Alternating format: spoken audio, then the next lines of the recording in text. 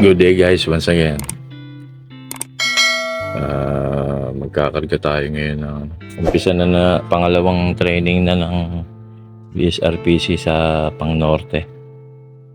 Ayan, magkakarga tayo ng 7 ibon. Ang second training sa may Pulilan, Bulacan. More or less, 28 kilometers. Unang training nila, Angat, Bulacan. 12 kilometers last 2 days. So ngayon naman na second training ay sa Pulilan, Bulacan. Medyo nag-i-improve na yung trapping nila eh. Ano na sila? Direct na sila sa within the landing board ang nila. Minsan, pag andyan ako't na ilang, madapo muna sa puno pero more likely na sila. Hindi na sila gaano tumatambay.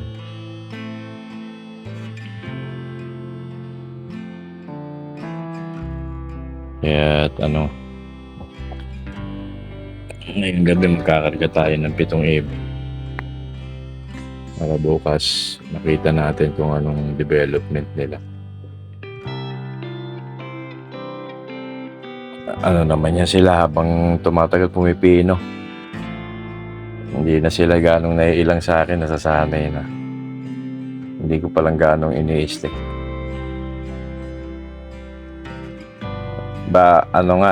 Yung mga young bird ko bala kung yun ng pag medyo din ako busy, painumin ko na rin ng ng metronidazole. Kasi yung metronidazole maganda rin talaga yan, lalo na sa mga ang ginagamit kong metronidazole yung pambata para talaga siya sa mga bacterial infection. Tsaka sa yung mga inakay, mga susceptible to bacterial infections sa stomach, respiratory, kasama pala yun pati sa bacterial and parasitic infection. Kaya maganda nga pati parasite niya, nagagamot niya sa liver, stomach, intestine.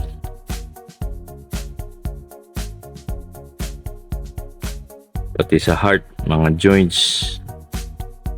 Kaya stomach, intestine, liver, skin, joints, brain, heart, and respiratory tract. It is partially effective in treating infection caused by susceptible anaerobic bacteria and parasites.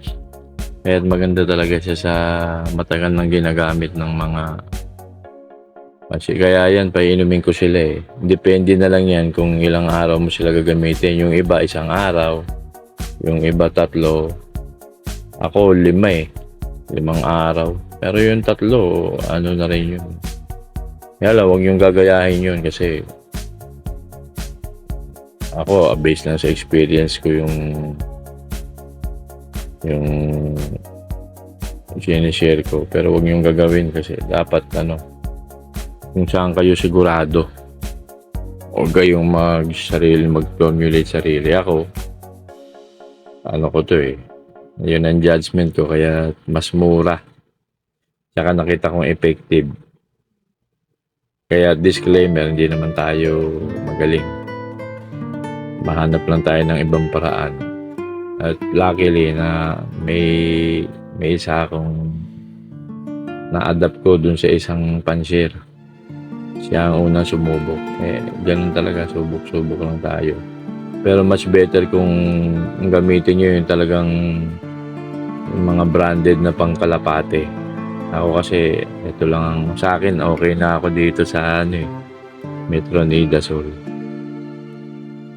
So far, effective naman. Ayan yung mga inakay ko na bagong harvest. 15 piraso sila dito sa flyer slope. Yung plus 7 pangkarga ko ngayong norte. Tapos sila 15 plus 2. Mga after 2 days, ilalagay ko na rin dito yung 2 inakay. Nahuli yun yung 2. Kaya magiging 24 sila more or less.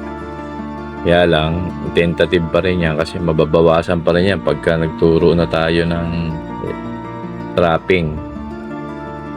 Hopefully, hoping against hope, walang gaanong fly away ngayon. Pero mangyari man yun, sanay naman na tayo. Given na yan eh. Yan ang very thrilling na experience sa bawat pansier eh. Pero yung maging zero loss, yun ang magandang ma-achieve. Shoutout nga pala kay Brad Rodel. Salamat bro sa gift bird mo sa akin. CPS Jansen. Pakagandang ibon. Loben, magamit din. Salamat bro.